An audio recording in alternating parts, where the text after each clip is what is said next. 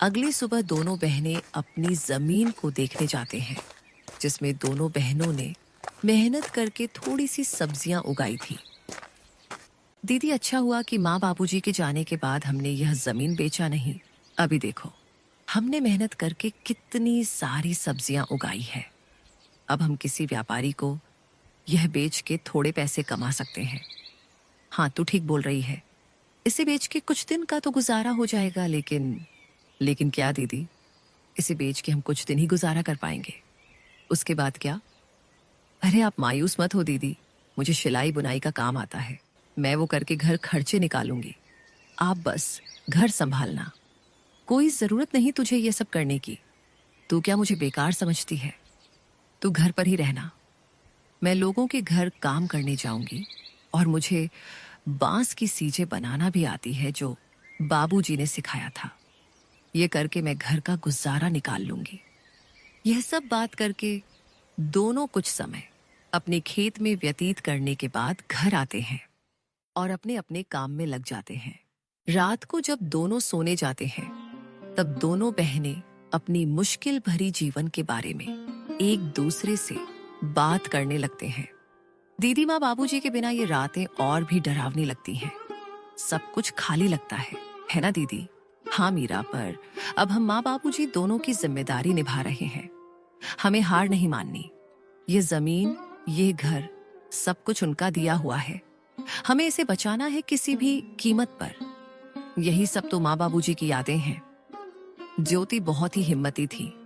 वह तो किसी से मदद भी नहीं लेना चाहती, लेकिन उसे अपनी बहन को लेकर बहुत चिंता होती थी।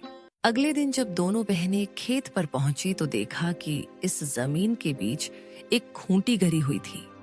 दीदी, ये जमीन के बीचों बीच खूंटी कौन गाड़ गया? ये तो कल यहाँ नहीं थी, और ना ही हमने इसे गाड़ी है। जरूर इसे कोई यहाँ गाड़ गया है। ये जरूर हमारे चाचा चाची का काम होगा।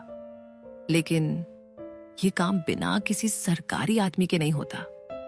इसका मतलब हमारे खेत को ये लोग बांटने की साजिश चला रहे हैं। उसी वक्त दूर से धर्मपाल आता दिखा, और उसके साथ विमला और उनका बेटा कमल भी था। तीनों के चेहरे पर अजीब सी मुस्कान थी। अरे बेटियों, घबरा क्यों रही हो? हम तो बस मदद करना चाहते हैं। तुम्हारे माँ बाप के जाने के बाद जमीन की देखभाल जरूरी है। तुमसे अकेले तो होगा नहीं। चाचा जी, आपकी मदद की जरूरत नहीं है हमें। यह जमीन हमारी माँ बाबूजी की निशानी है। इसे किसी के हवाले नहीं करेंगे। अरे बच्चियों, ऐसे कैसे नहीं दोगे? ये जमीन तो तुम्हारी और हमारी है। कमल के दादाजी ने अपने दोनों बेटों को बराबर हिस्सा करके दिया था, लेकिन शायद तुम्हारे पिता अपने आखिरी दिनों में तुमसे यह बात बोलना भूल गए। इतने साल तो हम साथ ही खाए पिए हैं। हम तो तुम्हारे भलाई ही चाहते हैं। अब ये दुश्मनी क्यों? दुश्मनी तब शुरू हुई चाची, जब आपने हमें अकेले समझकर हमारी जमीन पर नजर डाली। और चाची, दुश्मनी तो आप लोग हम दोनों से निकाल रही हो। अरे मीरा, इतनी गरज क्यों रही हो?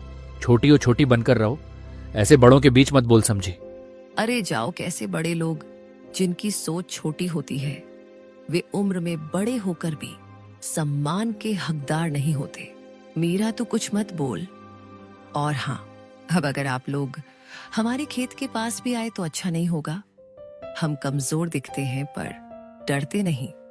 धर्मपाल ने सब कुछ चुप कराकर कहा। ठीक है बेटियों, हम कुछ नहीं कहेंगे, लेकिन कानून अपना काम करेगा। जब जमीन के सरकारी कागजात आएंगे तो देख लेना। जब तुम्हारे नाम नहीं निकलेंगे तो खुद समझ जाओगी कि जमीन किसकी है। तीनों वहां से चले गए। ज्योति और मीरा कुछ देर तक खामोश खड़ी रही। दीदी, क्या वो सच में कागज बदलवा सकते हैं? कुछ भी कर सकते हैं मीरा। लालच में आदमी अंधा हो जाता है। हमें किसी पर भरोसे नहीं करना चाहिए। अब हमें बहुत संभाल के रहना पड़ेगा।